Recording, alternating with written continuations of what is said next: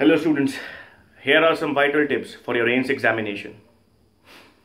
Firstly, you need to remember that this is not a biology heavy paper.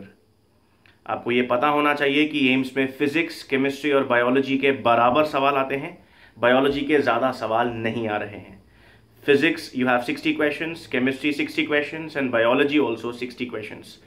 Her topic का weightage बराबर है. So you need to strongly focus and strongly pay attention to your physics paper. Physics will also determine your AIMS selection.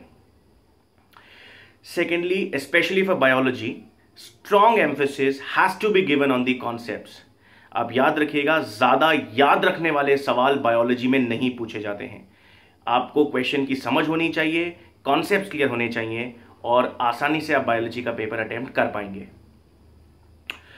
Third, assertion and reason की हम बात करें. Assertion and reason के करीब 20 सवाल फिजिक्स में, 20 सवाल केमिस्ट्री में और 20 सवाल ही बायोलॉजी में आएंगे.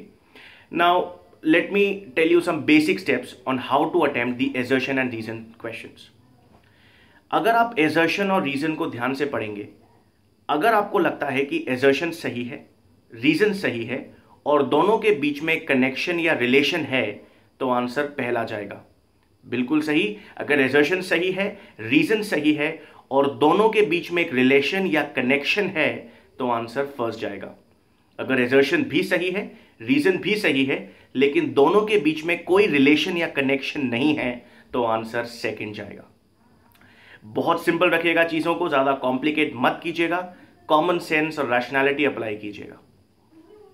आखिरी में you would have around 20 questions which would include general awareness, GK, history etcetera.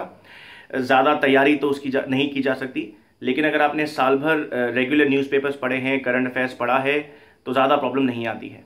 वैसे भी those 20 questions of the general awareness pattern won't make much of a difference.